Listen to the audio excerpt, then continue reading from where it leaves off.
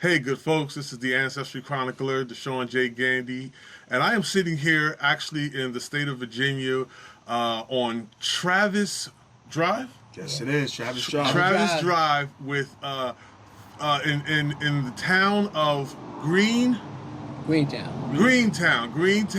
in Brunswick County, Virginia.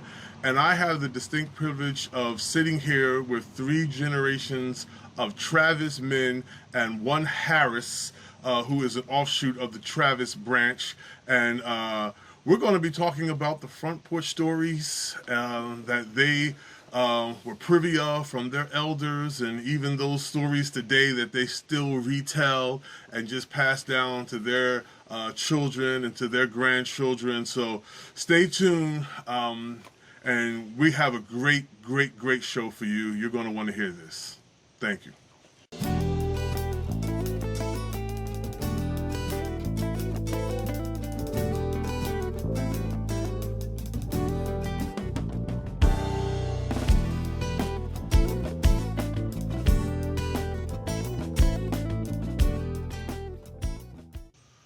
Welcome again, ladies and gentlemen. I'm the Ancestry Chronicler, Deshaun J. Gandy, and I am sitting here, and I want to start on my left. I'm sitting here with Ralph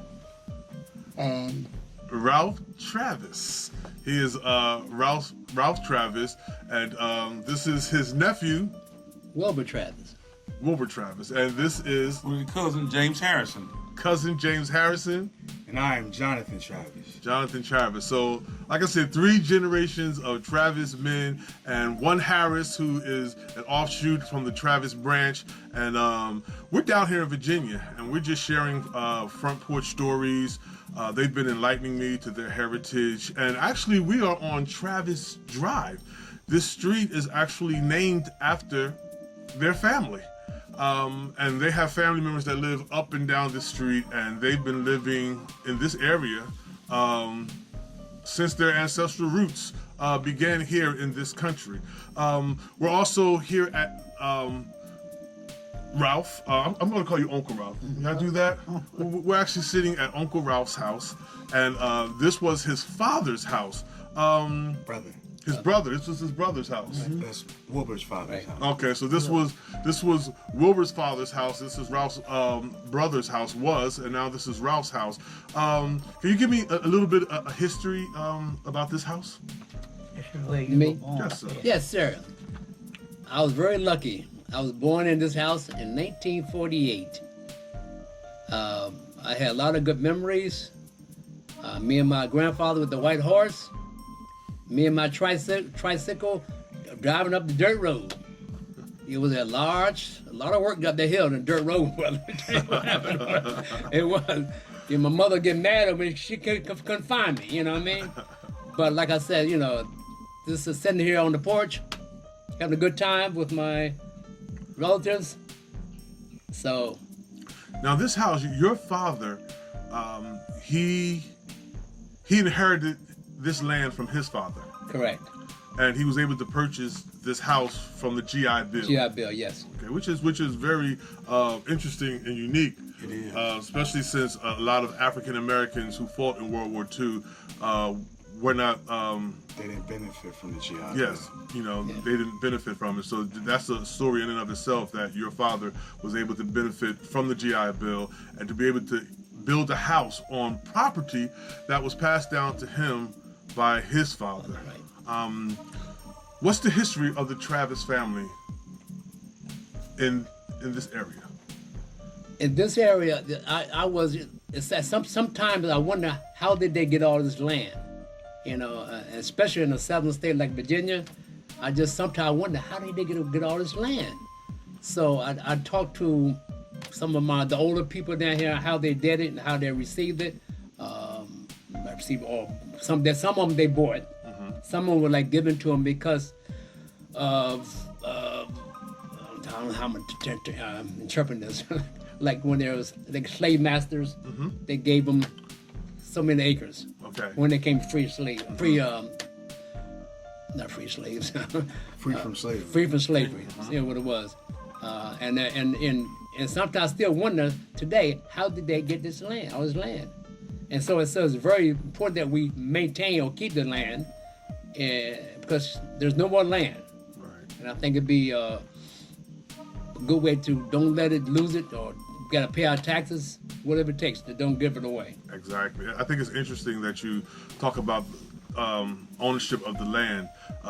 Your nephew Jonathan, on his YouTube channel, the real life Huey Freeman, we actually did a vlog, and we were talking about just land ownership and how much land has been taken away from African Americans since emancipation. Just the land that they had gained during Reconstruction, Jim Crow, and then how different policies by the government, were instituted to take away that land.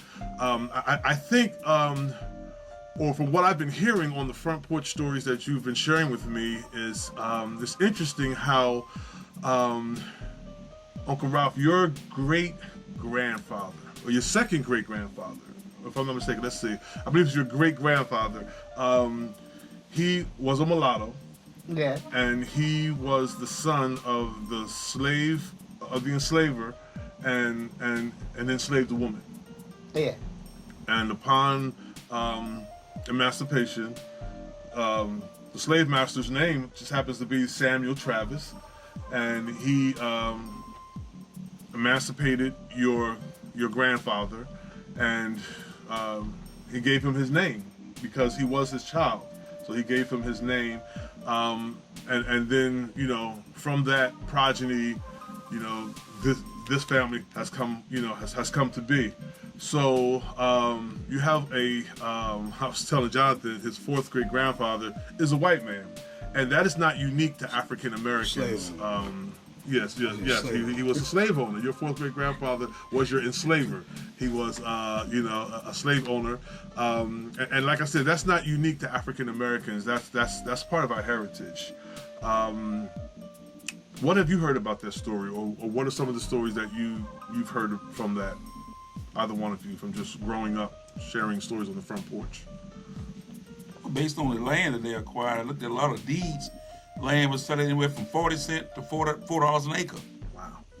And when they had a little bit of money, they would buy land. And they needed something to support their families. Mm-hmm. And that's what they would do.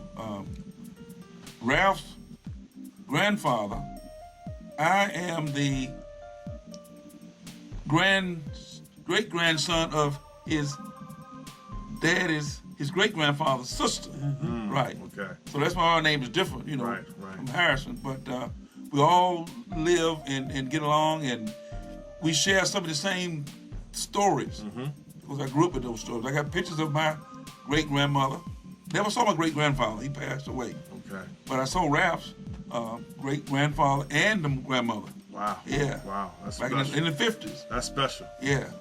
Worked hard. We had a lot of tobacco, corn, cotton, Wow. and we raised some peanuts. That's some peanuts. Okay. And some peanuts. And then that's important to point out, because people want to act like a lot of our history is so long ago. Mm-hmm. It's true. And to know that somebody was around that met somebody that was born in the 1800s. Mm-hmm. Not far removed from slavery. Exactly. You could reach out and touch that person. Absolutely. So people need to understand that, because they always want to say everything was so long ago. So long ago. But it really wasn't. It's true. It really wasn't. So a lot of the property that the Travis family were able to acquire, and I want to state this: the African American Travis family was able to acquire. Was that land that they were acquiring? Was that from the white Travis family? I would think some of it. Some of it. Yeah. Okay. But most of it, I think. Okay. Because see, back then they used a chain. They don't use the measurement like they do now. Mm-hmm. They're walking off and said, big sugar maple tree there, and another oak over here, so many chains down. Okay. And that's how they would measure the land off. They walked it off. It's interesting. Yeah. That's interesting. And most of it was farmland. And like we were saying, that this highway here with Travis Drive, it was all family. And they built their own barns, they cut their own wood, and each one helped one another. Okay. If the barn burnt down, they all would get together and help.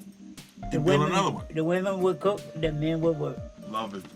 And one thing I'll say, a lot of people don't think about when you have land and you have timber. To build the best house, you cut your timber like from November through February. You don't want to cut timber with the leaves on it. Okay. This is all new to me. When the sap go down, you cut your timber, it dries, then it won't be all crooked. You don't have a dry kill. New timber that's cut every day, they go through a drying process. Okay. But they had a drying process back then. Right. You would cut your wood in the wintertime. So seasonal. Right, it'd be seasoned wood. And if you burn wood, it burn a whole lot better than a piece of green wood. Okay. You know, okay. and that's interesting. Yeah. And I think it's beautiful. I believe Uncle Ralph was sharing with me. I'm looking across the road of Travis Drive, and I see what I would call a forest. Pretty much a forest to me. But I'm seeing a bunch of pine trees, and he told me that you planted these pine trees when you were a little boy. Yeah. When I was in high school, that was my project. Yep. They're over 50 years old. Wow. What a project. What a project. And it's still here. Yep. It's still here.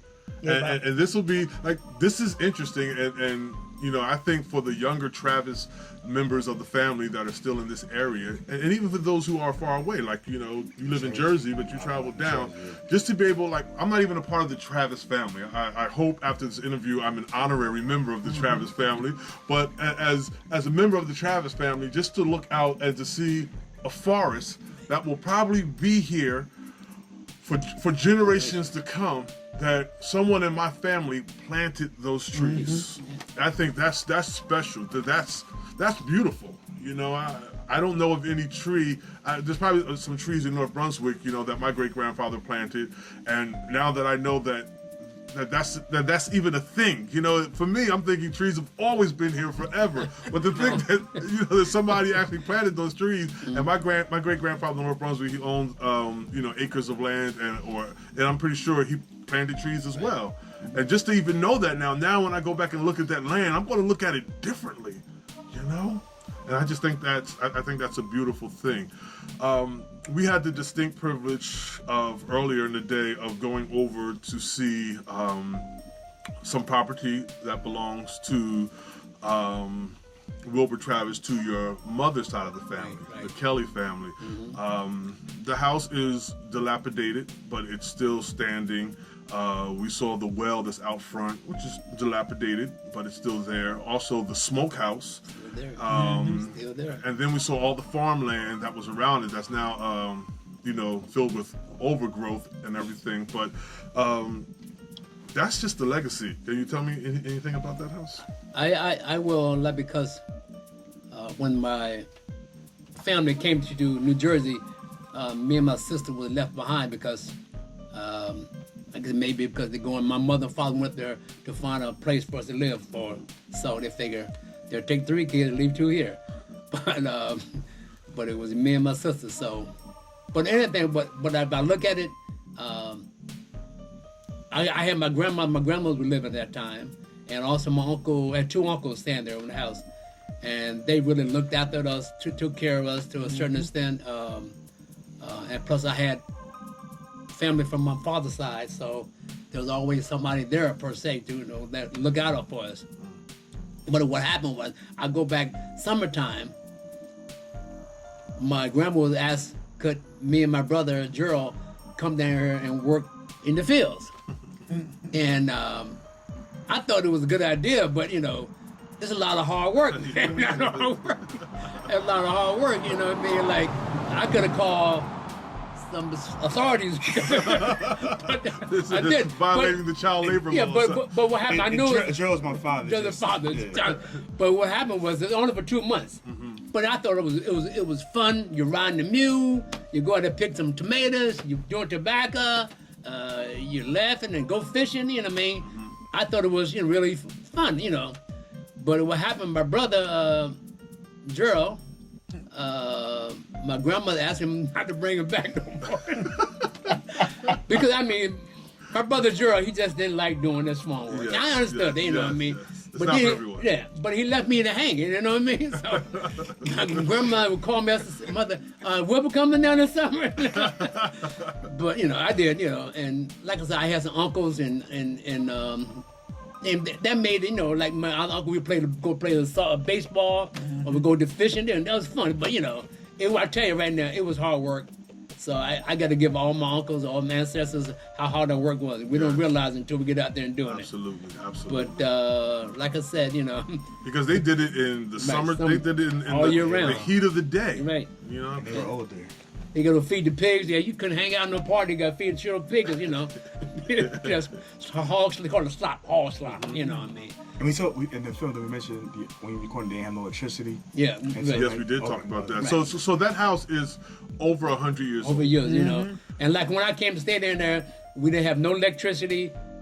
We had no running water. We had no bathroom. I mean, we had to go to the outhouse per se. And I scared me to death. But anyway, but somehow I made it through. You know what I mean? I made it through. But like I said, you know, I look back at it. You know, it was fun. It was a good learning experience, and that's why I guess I'm so hyper. Always I'm doing something around my house, and you know. But like I said, you know, but I look back at it. I just saw it had a lot of people down here in Virginia that owned their own house, had their own property. Right. Like I live in New Jersey, we were renting, you know, but down here they had property and they had their own house. Right. Which that was a big difference than, you know, being up there in New Jersey. And raised their own vegetables. Raised their own vegetables, took the food, cows. I mean, did they kill cows? I guess they did. I don't know. Yeah, Well, yeah. you guys had the smokehouse. So Smokehouse, you yeah, had the hogs, pigs, yes, you know. Paul killed cow. Right. Because what happened is, if down here, if you didn't plant a garden or didn't have no animal, you would starve. You got to eat. But you didn't have the money to buy Yeah, it. yes, that's right. Wow. So they did a lot of canning, and I just love the blackberries preserve, man. That was my best blackberry preserve. I swear to God. Give me a cup of biscuit. That was it. That was it, boy. You told an interesting story earlier today when we were at your grandmother's house, the Kelly property, and in regards to the well that's Yeah. out front. And you were saying how when you were a child, that you remember the white folk would come Right. and they wouldn't even ask permission Just come right to the well. Come right to the well. and just Let's take drink the the water, water. you know what I mean? We should have threw away the cup, but we didn't. You know what I mean? But we didn't do it. You know? I mean, because at least they could have asked. Yeah, it's good to have, you know. Can we have some of your yeah, water? Yeah, so It's nothing, just- you know. I'm looking on there, you know. I said, okay. Because I know I couldn't go to their house and say, Exactly. get no water, they'd probably shoot me or something. I don't Well, know. Yeah. when we pulled up, Right. I don't know if you two saw it, but there was a gentleman, a white gentleman, standing about 100 yards away from us. I thought it was a house there, but when we went down there, I saw it was absolutely nothing. Yeah. But he was just standing there, just staring at us. You know. Yeah. So, I hope they didn't. You know. Their father was hunting. Yeah. Probably so. They were probably hunting, so that's why I made sure that I had on my shirt that say I am not a bear. You know, I'm not an animal. You know, don't want to catch be misinterpreted for an animal or something like that. And like I'm very proud that I was born in Virginia. I'm very proud. I mean, I tell people I was born in Virginia. You know what I mean? And like I just have, cause I attended St. Paul's for a while in the St. Paul College down here in Lawrenceville, Virginia. But you know, I met a lot of good people. You know, they was all good to me, and my aunts and uncles, they always took care of me. You need a couple of dollars here, give you a couple of dollars. You know what I mean? So it was you know. family back then. It was. Yeah, more family, you know. They'll try to look out for me, you know. And I appreciate that. And that's why I come back down here at least once a year. Or once a year or something, a little more. Because, you know, I still come down here, see my Uncle Ralph, you know. And most of the people in the neighborhood were teachers. Yeah. And they built their own community Yeah, center. yeah. Your oldest sister was a teacher, correct? Mm-hmm. She graduated from. St. Paul College. St. Paul, then she went to Hampton. Right. She got her master's from Hampton. Wow, wow, that's beautiful. And That Wilbur was- State, you stayed with Yeah, I her. stayed with her, yeah. Well, Stayed that's with right. her. When I was down in St. Paul's, I stayed with my Aunt Frankie. Frankie Travis Johnson. Johnson, yes. Okay. That's what I And stayed this, with her. and this is in the mid 1900s that she was educated. So Right. that Right. just so people understand, a lot of people just Right. they don't have that image of us. So Yes, absolutely. for someone that had a master's in the early 1900s, Right. just shows that we've always been accomplished people. And Absolutely. the average house around here was either a teacher or an educator. All of them. And A they lot do- of them. That's beautiful. just about all of them. Yeah, That's beautiful. Up on the other road, Travis's two brothers, Wow. and I know one thing he didn't talk about. We were lucky for the land that the Travis acquired because I don't know of a sharecropper in the area. Now, whether or not you know what a sharecropper I is or do. not, I do. but I had there sharecroppers in weren't my family. any sharecroppers around here. You should explain for people that don't know. So people that's watching, you Yeah. should Sharecropper. tell them what a sharecropper is. Okay, let's say for instance, I'm gonna just say the white guy had a big farm. You got a family that really didn't have a house. He had children, but the children could work. So what they would do, the farmer would have a house that they could stay in as long as they farmed That ain't- for him. Farm for him. And when the children got of age, 18, 19 years old, leave home, all of a sudden, their family had to move out the house because he would move another family in that could farm. Wow. And the Travises were lucky enough that everybody had land. Wow. They farmed their own land, That's a beautiful which legacy. was good. Yeah, definitely. Which was good. Definitely. That's- I mean, for miles around, they had their own land. wow. And we were getting older, and we were trying to tell the younger one, my nieces and nephews, to just pay the taxes and keep the land. Keep the land. Keep the But land. that's hard to find. That probably explains why I don't want to work for nobody. It's in my genes. I don't know whether or not my cousin right here. We were close, but 1 year apart. But he was in New Jersey, and a lot of times I was here. Okay. Talk about farming. Well, when I was 9 and 10 years old, well, we had a mule. So I plowed that mule every day. I go to school, get back home, get off the bus, get the mule. But I like farming. Farming is in my blood. I love farming. Yeah. You know, I mean, I love it. I just love farming. That's beautiful. And then on top of that, a lot of like in my grandfather's generation, like my grandfather didn't have a high school diploma because they needed help on the farm. So back then, a lot of people in that generation didn't even finish school because they had to help with the farm. Right. Exactly. That's how. Yes, I was in my family. I know definitely on my paternal side of the family, it was a lot of that went on. And you know, I love the idea of farming. And I say the idea of farming because I actually never farmed before. Right. But growing up, I always wanted to be a farmer. I was just, you know, You might love it though. It's, I feel I would. No, he, But you know, but do you know you can attract to an air conditioner now? the sign. I know the sign. You may do it one day. It's a hard work. You got to have the desire to have it. You know what I mean? I mean, like even my house in New Jersey, I still have a garden.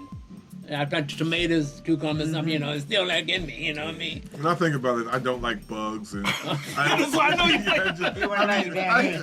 I could go on and on why farming wouldn't be ideal for me. Now you mentioned a white horse. What's some sitting picture there, sitting on the table? What's some of your memories about that white horse? Well, we had a farm at the bottom of the hill at the creek. It was all tobacco farm. And when we get in tobacco, Wait, that can I was just pause right here? I wish everybody could see, and I'm going to show footage of what he's talking about. He's talking about farmland across the creek. Like, you don't understand. I'm looking at acres and acres of land. it's and grown up now. Yeah, But it was open. it's just mesmerizing to me of that all of this was just Open. It was open open. It was. and It farmland. was. It's just awesome. yeah. So go ahead. I'm sorry. And we would ride. Me and my sister would ride the horse all the way up the hill, and we had a house up there, and we would come home after we got in tobacco. Yeah, it was a leaf. Tobacco had a wax on it, but it was a leaf at the creek that you could rub your hand and make soap. And you wash your hands, Wow. and we planted watermelons. You put the watermelon in the creek and let it get cool. That was your lunch, your break. Nice. Because talking to white horse, that white horse, that was, because when I was little down here, about 3 or 4 years, I thought that was the biggest horse I ever seen in my life. That was the biggest horse. I mean, like, whoa. His name was Jimmy. Jimmy, I know. I see him, I said, whoa, boy. You know? At least it wasn't Samuel. But I just said another thing. In Greetown, it's more like a circle. Yeah. Okay. like a Yeah, circle of so- people here. Right. And like I said, there was, as far as I know, there were no sharecroppers. No, no. No We all owned. I mean, not we all. They all had land, and they would work together and Yep. make sure, like if say your garden wasn't good, somebody will help you out, bring some extra tomatoes to you. Oh, that's awesome. That's one thing about it. They did stick together, But, Well, I noticed as we drove around, every time we saw someone, they just waved at us. I don't even know if they could. Jonathan was driving quite fast, Yes. so I don't even know if they were able to tell who was in the car. They can tell the front license plates. But Yeah, was we're in from New Virginia. Jersey. There's just everybody's just waving at us. It was just awesome. So people are friendly around here. yeah, they are. At least from the car. Yeah, the car. Most of them are friendly. Yeah. What's left? Yeah. A lot of people, a lot of houses are vacant now. Yeah. Hate to say that, but a lot of houses are vacant. Families just have moved away. Yeah. And there's, if they had like one child, and they didn't have any kids, there's nobody left. And so those houses they still belong in the family. In the family, right? But the family has just moved away. Yeah. Like the older generation has passed, and they left it to their children. Yeah. The children move away and start lives elsewhere, and they just don't return back here, but Yeah. they keep the property in the family. So they don't rent it out or Airbnb it now or anything No. like that. Nope. It just lays dormant. They lay Yeah, dormant. lays dormant. Interesting. Some families, when the people, let's get a retirement age, I figure 75, 80 years old, they would have moved back. They may rehab that house or tear it down and put another one in. Okay. It's a lot of houses like that in Greetown, in this area. Yeah. There's one right across the road. The older ones died, and the younger ones live in the city. They don't care nothing about the country. That's how it was a house you could see it from here. It has grown up. Okay. Wow. Which is interesting. I think you said the last time you were here, you were here, you saw the house? Yeah, last time I saw it too. How long ago was that? What's before the Corona? Was it The last time I was here was 2018? 6 years ago. Maybe in the winter you might be able to see it. when you want to get Because you got a Because few you lines. cannot see Yeah, anything anything, now no, but a no. forest. Right. So just the idea that there's a house behind that forest is very interesting to me. Yeah. Very interesting. Now, later on, we're going to, Cousin Harris is going to, what's your first name again? James. James, Cousin Jess, that's my father's name. Oh, So okay. that's a strong name.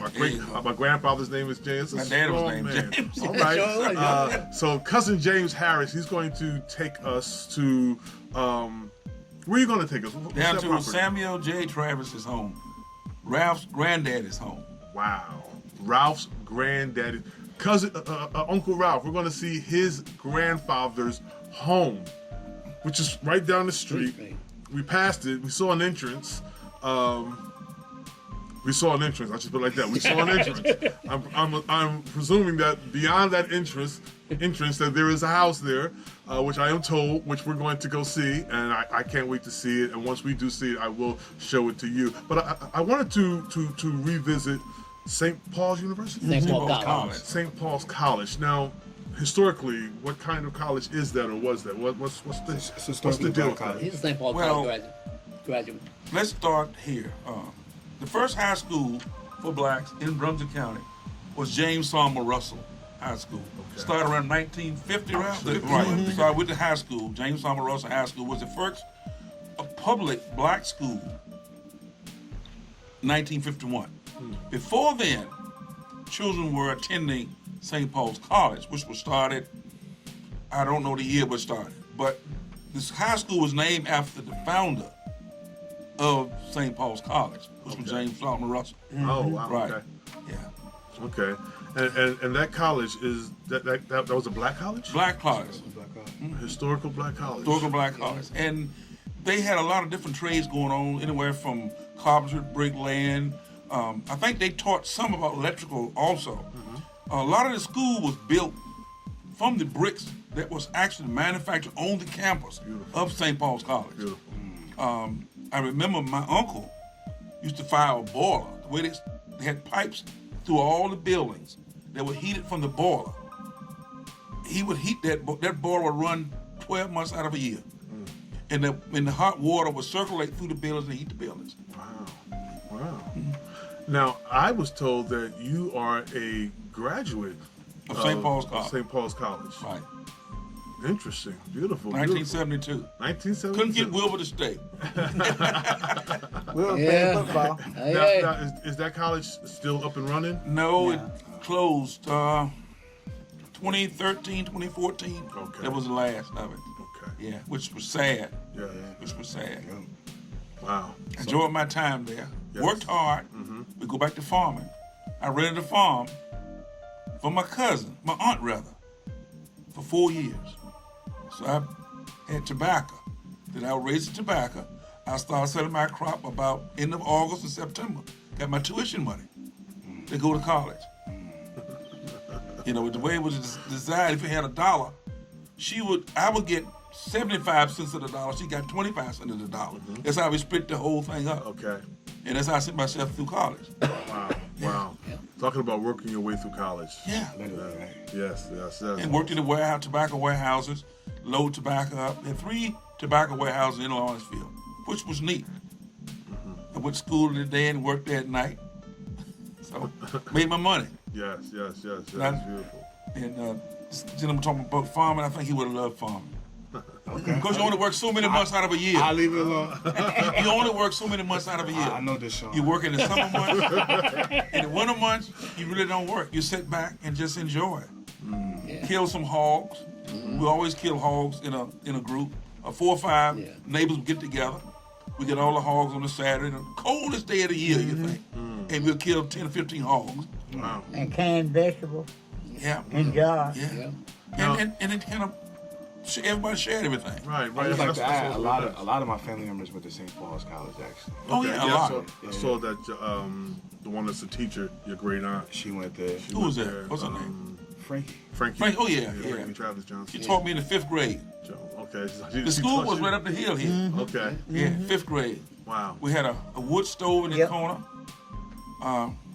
You got to school early, you get by the heat in the winter months. If you got that late, you had to sit in the back. You didn't get too much of the heat. On The Friday, big boys, on Friday we would go and get the kindling and bring it in for Monday morning. the big boys would get the wood to bring it to the stove during the day. And that was a segregated school, right? Yeah. Yeah, it was all blacks, blacks only. The whites had a school on 46. Yeah, brick school. Yeah, It was nice. Yeah, nice. Oh, nice school. We didn't have any running water. we had to walk. Bathroom down in the woods, girls over here, the boys over there. And it was just set, a lot of trees in between the girls and the boys' bathroom. You know, I love to hear stories about how African Americans, and particularly the descendants of slaves in this country, how they took opportunities to make things happen for themselves. When the government, when policy, when institutions were not being gratuitous to them, were not giving them things or doing things for them, they didn't wait around and ask for handouts, but they made things happen for themselves.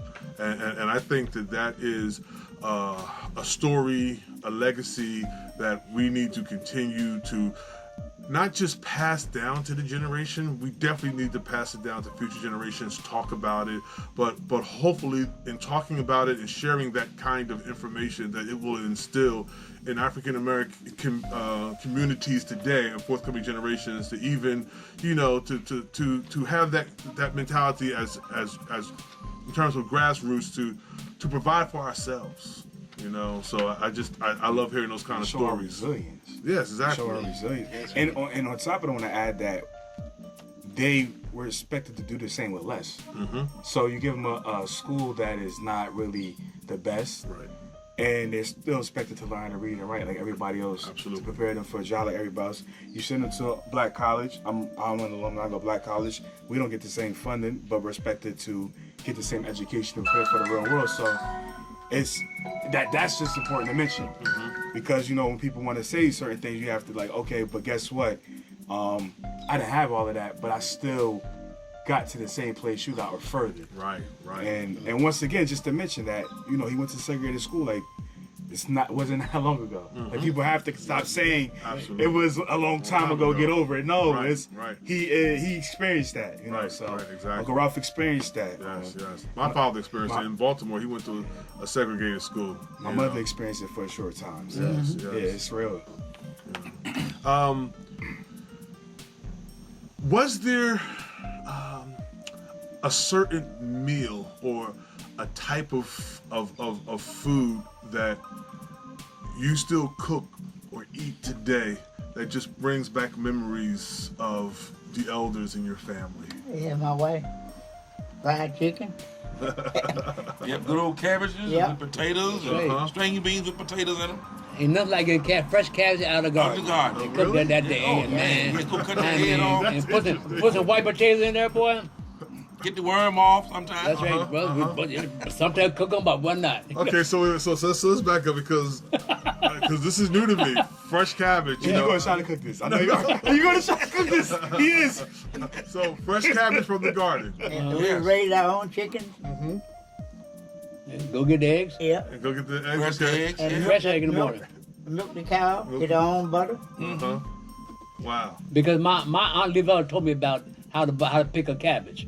All the cabbage you get in the supermarket up in Jersey, they're hard. They're hard. They're hard.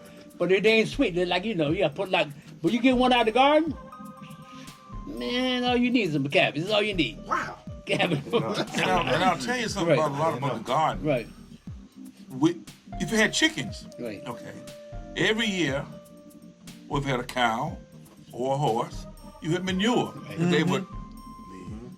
So you would clean that out Right. and put it in your garden. Right. Okay. We were doing organic years ago. Right, Yeah. right, You know, right. organic now? Right. That's old to us. Yeah.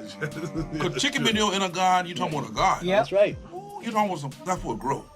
It will grow. It's rich. I don't care how much fertilizer you put out there, man. Nothing like that manure, bro. Nothing like the manure. To be honest with For the you, horse, I'm still stuck on the cabbage.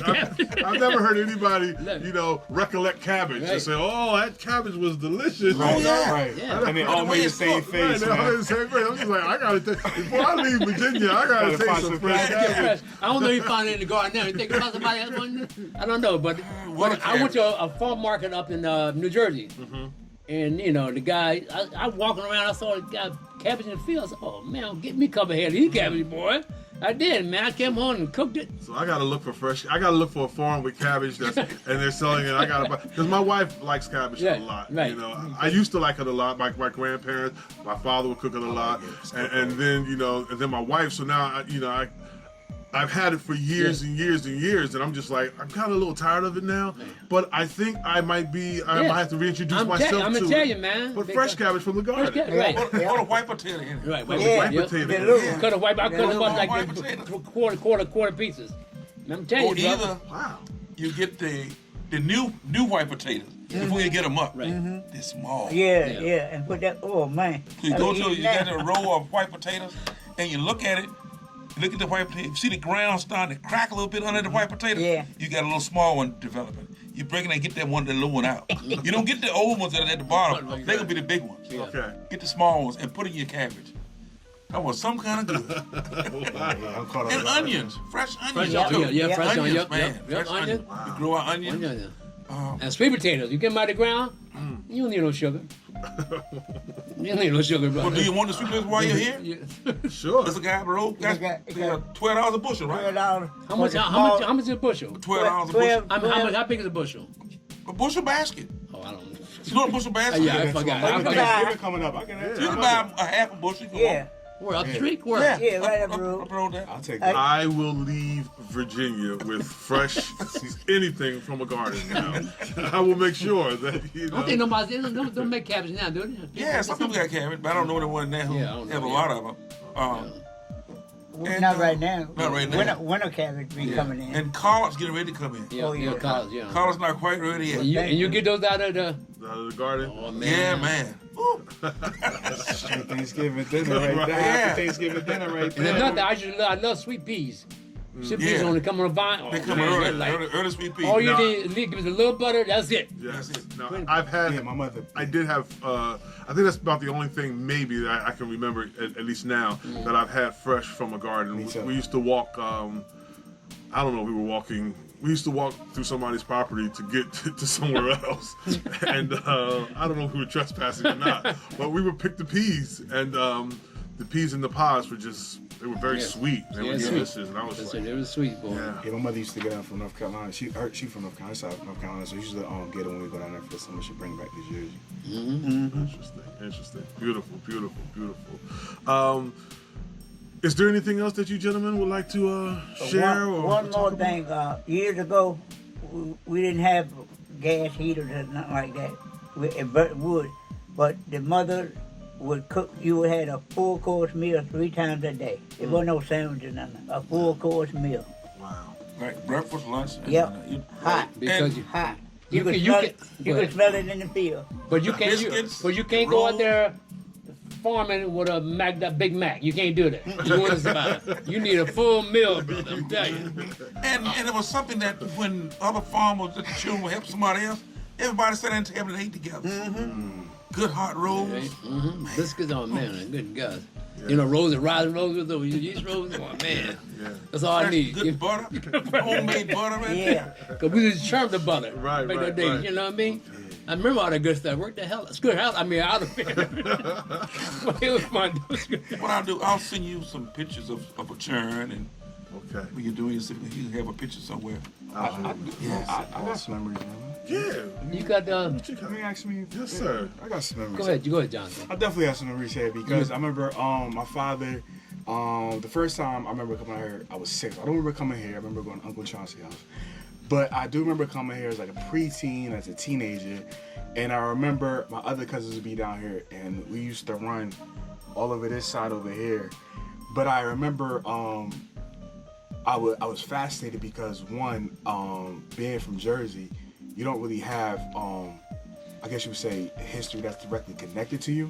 So when I came down here and I would ask my father like little questions, like pointing little stuff out, like I was amazed when my father told me he was born in this house. And I was amazed because one, like I thought that was like before his time, people born in houses. And being from New Jersey when I was growing up, like nobody's born in a house.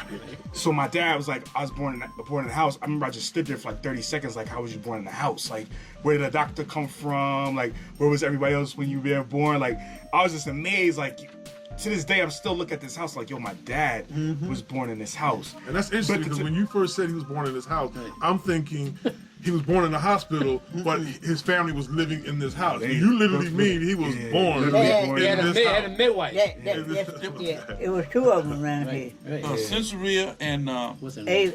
Odell Easter. Easter. Yeah. midwives. They had They brought midwives in the area, and see, everybody knew each other. Right. So when her time was come, they would come to the house. Get on the mule wagon, come to the house, and they would be the ones who bring the child into the world. And if you would pull your daddy's probably birth certificate, the midwife's name normally is at the bottom. It's on there. Okay.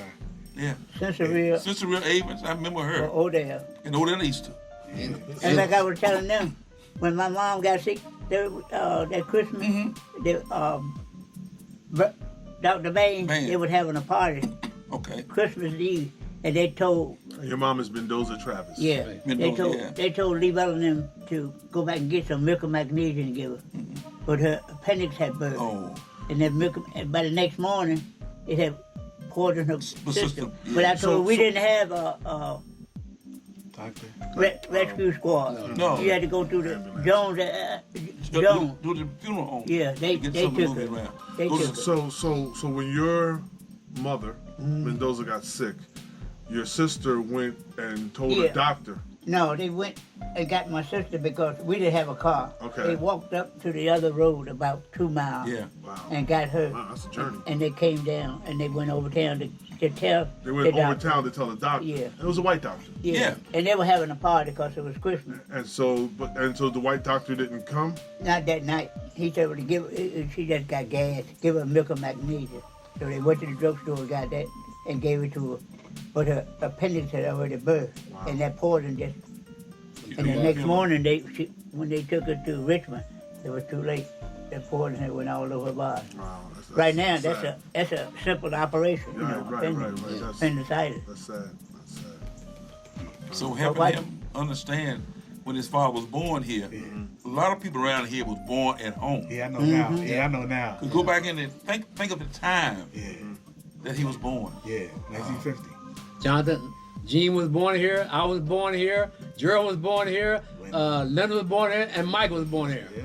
Yeah. This house right here. Yeah. It makes sense now, but at the time I was I know, like I 12 or know. 13, and I was just like, I just asked him so many questions. I know he was like, to him the questions were dumb. He's like, what do you mean? Like, the doctor, I mean, they're born like everybody else is born. I'm just like, in a house, though, like, you can't be, like, what? Like, but, Boil that water, get that water, boy, put the stove on. yeah, and then I remember how he told me, I asked him, you know, how did they acquire this house? Because in my head, like, a lot of black people, everybody was poor, they couldn't afford anything. So when he told me that his father had got this house before they moved up north, and how he got the house, that's when I started feeling more. Actually, the stories from Virginia actually made me feel more proud to be a Travis and a black person, because it started to break those images that you have of how people always say, just like, they were just like, if you look at old black pictures, everybody's poor and sad, right? Not saying that didn't happen, Right. but that's the only image I had when I thought about the South and the country and slavery, just all negative stuff.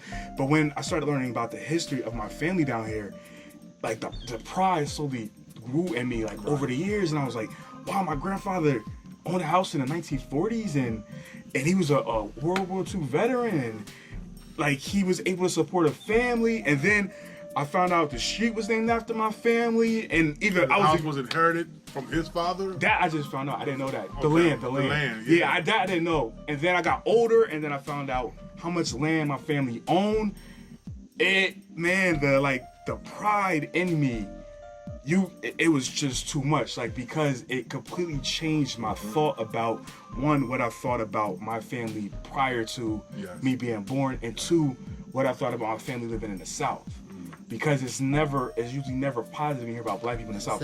It's usually never positive. Right. But then you start learning all this other stuff, and you're like, man, a lot of it's just lies or not complete truths. And then St. Paul's College. One of my grandmother went there, and a lot of my cousins went there, and I drove past. My dad one time drove past. He told me my uncle went there, and I was just like, wait, like they went there? Like, it was so much pride that I learned in this town because my family accomplished so much. And even today, I'm still learning. Like, I didn't know my great aunt got a master's from Hampton, so that makes me even more proud. A lot of like. And I do have a lot of memories. Like I said, coming down here over the years, we always used to come to Uncle Ralph's house at some point. There's like a must stop to come to this house. So just younger, I remember we just all used to play, run around. But then over time, as I come here, it became more of a history lesson. Because I listen to Uncle Ralph talk, I listen to Uncle Wilbur talk, my father, and ask questions, then you see the pictures. So like I'm proud to my family. I'm not from, but I'm so proud my family's from this area, and I'm hoping one day that I'm in a financial situation where I can get as much land as possible from my area. Like, I was going to ask you that. Do you ever think that you would purchase land down here? I'm going to get land down here. Beautiful. I'm going to get land down here. I'm going to get, I lie to you not, I'm going to get as much land as possible. Beautiful, man. As much land as possible. That's great. That's great. That's good But to hear. I was just saying what Little John was saying, because like even me, like when I came to college at St. Paul down here, I never put that all together. How like these people got land, they got a house, and they're like educators, and wow, I didn't see that much of, especially black in New Jersey at that time. Right. You when you didn't, because like even at my high school, the guidance counselor, you take a general business course. They didn't motivate me to get the college prep course and nothing. I said, man, then I come down here and these people smart day. I mean, like they were doing good, man. Even my boy James, he was doing good there, and like. But I'm saying, that's like you said, because that's why I come down here a lot.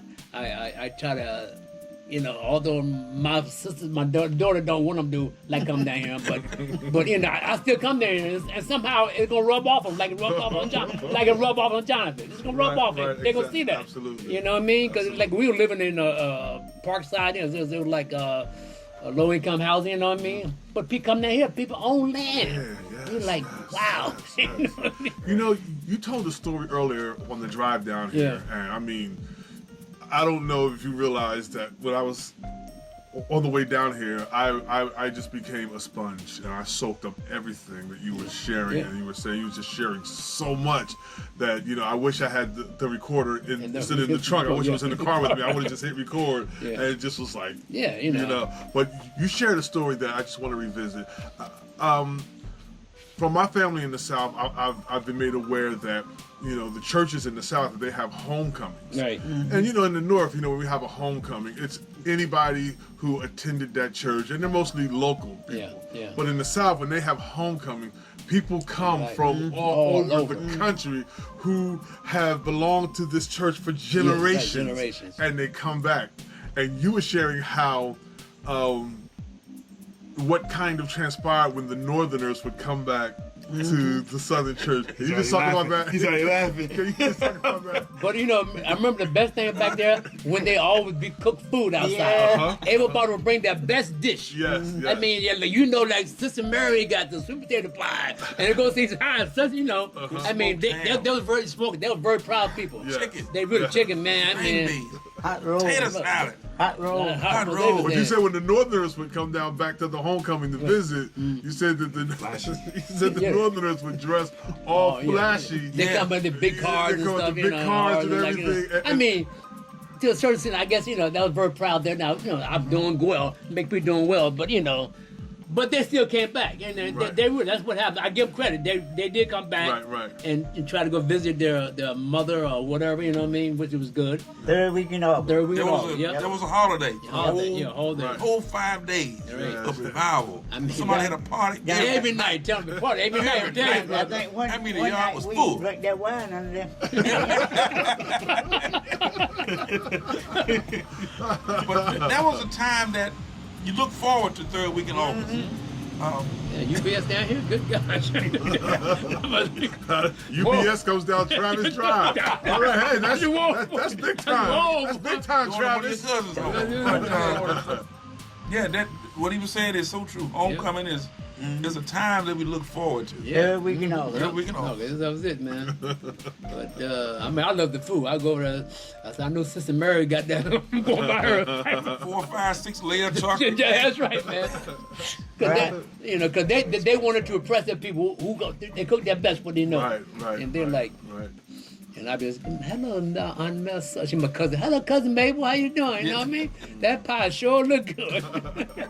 Cut your hand. Cut your hand. Now, you know, it's interesting for me. I am a third generation pastor. My grandfather was a pastor, the late Bishop James Edward Gandy Sr.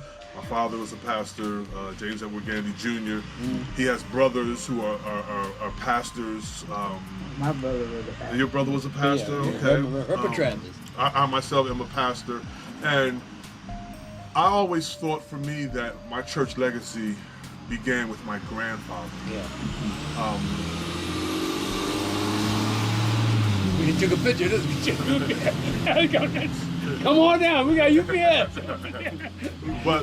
But now I'm starting to discover by other genealogists in my family who are doing work down in Alabama that there are churches down there in Alabama that my family, for generations back as far back as the 1800s, were a part of to help build a church, to help, you know, and family members are like buried in like the plot behind the church, you know, and I just like that was like interesting and, you know, just beautiful to me. Yeah. And so when I went down there, you know, I did a lot of that, and I only went to one church and one burial site on the church property because that's all I knew. And then when I came back, my grandma was like, "And you didn't go to that church? You go to this church?" And I'm finding out that because there's many different branches of the family. Like you have the Travises, the Kellys, the Harris. But me, I have the Gandys, the Cooks, and just different other, you know, names. And I only was focusing on the Gandy, but then there's the Cooks, and then there's and you know, the family split up because of the wife's family and the husband's family. And it's just beautiful to know that there's so much. And I think that's one of the beautiful things about this area here is that you have the Harrises here, you have the Travises here, you have the Kellys here.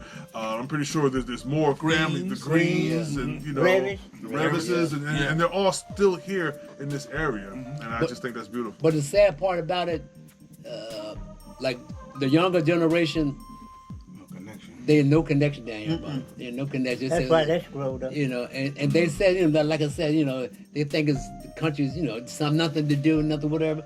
Sure, ain't nothing to do, but me, I look, see the trees. I'm happy as a But lark. you're living. What You is know that what I to mean? do? You're Right, living. Right. Exactly. That's what they And you're do. enjoying life. Like, you know, you look out here and say, indeed. wow, you Yes, know. indeed. Yes, indeed. I think that's one of the missed opportunities of humanity is Right. just to stop, sit, and just enjoy the beauty of the great royal artists. Right. You know, just the trees, just Yeah. just the trees alone. No, It's yeah. just beautiful. I mean, in the Garden of Eden, the Bible says that God planted trees in the garden that were good to look at. Look at right, yeah. It was just good just to sit back and just meditate and look at beautiful trees and Got a everything. fish pond right behind the house. What kind of tree?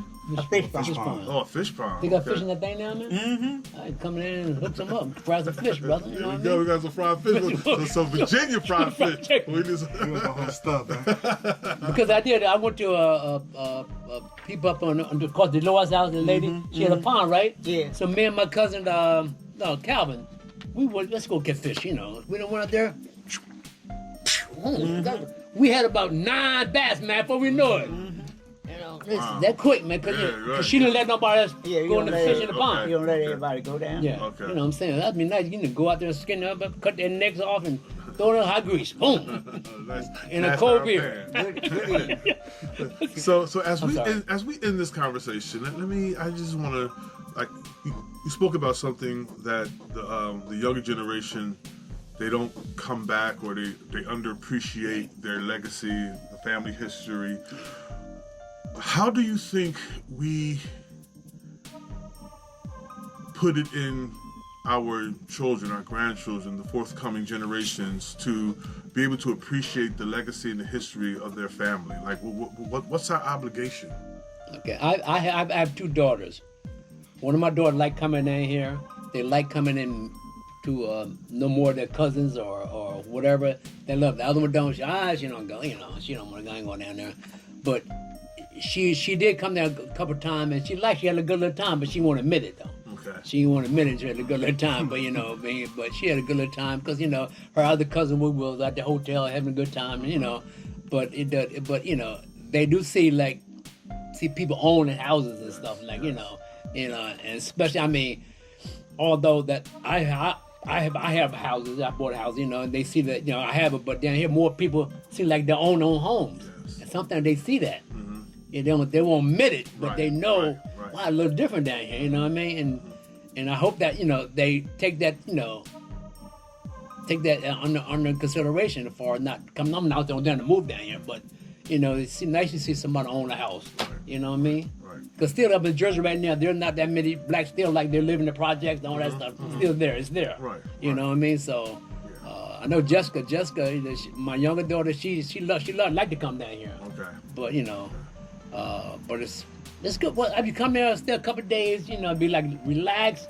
You ain't worry about nobody. Still in your car to a certain extent, you know what I mean? All that stuff, But some of them just like me. I don't think I can move down here now. Right. Not in my age right now. I don't think I could do it. But you never know. I got a house in my land right up there, Okay. Throw a double wide trail on there. Going fishing at me around. So what do you think we need to do? I think as someone in that generation, I have a lot of friends who, surprisingly enough, I thought for the most part, a lot of Black Americans, descendants of slaves, who they're from the South, actually had more of a connection to the South, similar to me. But as I got older, I found out a lot of them didn't, and they would have stories like, "Yeah, I'll go down south." I think what's missing is I don't think, unfortunately, we understand the value of keeping some things without getting money for it. So I think, especially up north, everything is instant gratification. Who's the flashiest? What can you buy? There's up north you can just buy things like this. Just you can get things up north. I think that show like you're rich or you got something. Whereas in the South, like if I bought this land over here, like nobody up north would care. Nobody would care, and I think we have to move away from like I have something of value, but to you it's no value, but that doesn't mean it's not valuable. And I think we have to get back to the point of understanding like this is something that is priceless. Like if I can own land that's been in my family for 100, 200 years, that's valuable. Yes. You know what I'm saying? Like that's valuable in of itself. And learning why that's important, I think that's just so far removed. Right. I think that has to come back. I think we have to start teaching people like how many of our ancestors, family members lost land, Right. first of all, like through all different type of ways, through the government, through crooked people, but then explain to them why owning land where your family's more or less originally from is so important. Yes. So that, I think that's what it is. It's just understanding that some things is valuable without somebody else confirming with you that it is valuable. Right.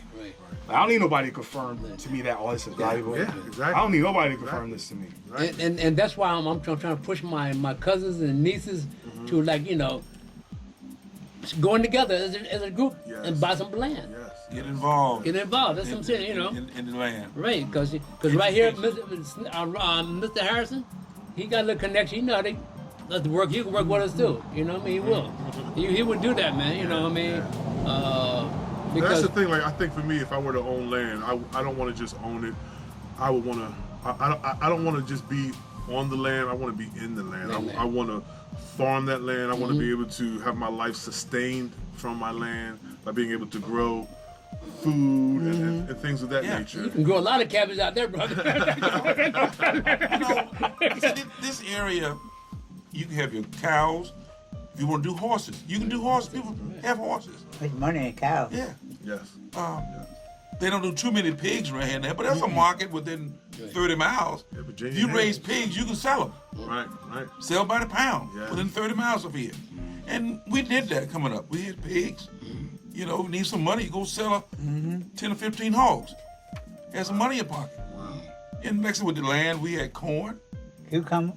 Now, cucumbers are something that you wouldn't believe how much money is in cucumbers. The kids. In the 60s, we had cucumbers. See what Charlie Vaughn So used it's to have funny, on Charlie Vaughn. like food in Right. my mind is not something you make money off of. It's something you spend money on. Right. Because that's what But we're used to. Because I'm a consumer. Right. Well, in Jersey, that's In more Jersey, of a, yeah, right. that's more of a But a thing. cucumber, And New Jersey is a garden state, and so New Jersey didn't start out that way, Right. You know. But that's how New Jersey has become. Yeah. 'Cause my father tells me of, because he's a historian, so he tells me about the history of New Jersey Okay. with Campbell's soup and how it was just Yeah. straight Yeah. farmland and Right. so rich in that. But Over those here, days it's are gone. And he's gone.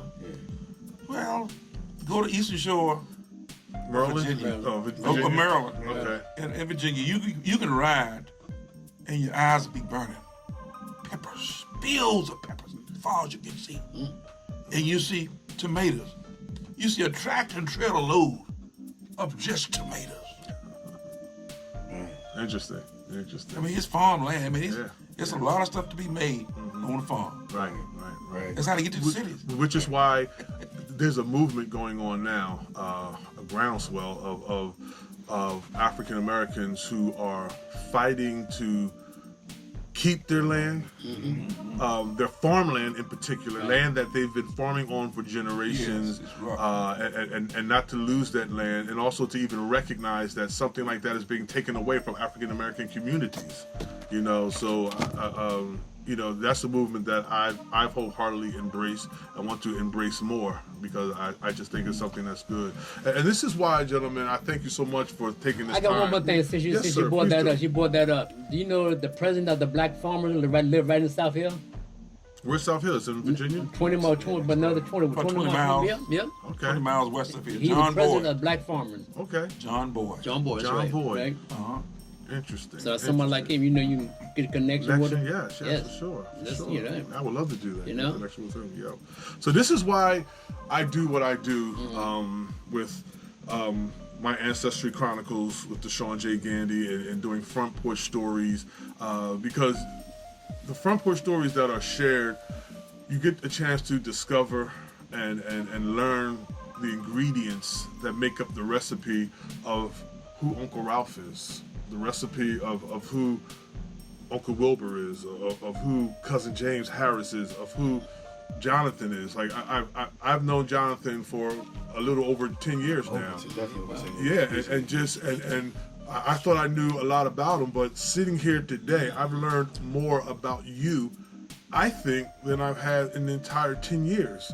You know, because I know you, but I didn't know the recipe, and I didn't know the ingredients that make up that recipe. And so, just like the cabbage pulled fresh from the garden Nah, boy, with that white I can taste potato. on them, man. Getting flashbacks. You know, this is what these front porch stories are. It is pulling out that cabbage fresh from the garden, that you know that baby white potato, you know, and then hearing you talk about the stories and hearing your lives, you know, it's how you cook that. Right. Cook that fresh ingredient, and then we get a chance to see and appreciate who you are. So I have a deeper appreciation of you, Jonathan Travis, and now of Uncle Ralph and Uncle Wilbur and Cousin James, and I'm an honorary Travis. I'm a proud Gandy. I wish But we at the could same find some time- cabbage. I'd cook them up for you. At the same time, an honorary Travis, and now that I'm an honorary Travis, that means that I am now owed Cabbage. some fresh cabbage. Listen, I am the Ancestry Chronicler, Deshaun J. Gandy. Thank you so much for stopping by my YouTube channel. Please subscribe, share, and like, and leave a comment. Please leave a comment. And if you have front porch stories that you would like to share with me and for me to come and we can and share your story, share the ingredients of who you are, then please leave a comment. Also, leave a comment of just the foods and the recipes that your family have cooked and have sustained, you know, and those dishes that still your family cooks, that the elders cooked before them and the ancestors cooked before them, because those are ingredients that make up the recipe of who you are and of who we are. Thank you so much. Thank you again to the Travis family and Cousin James Harris, and we appreciate you and allowing me to even come down here to Virginia.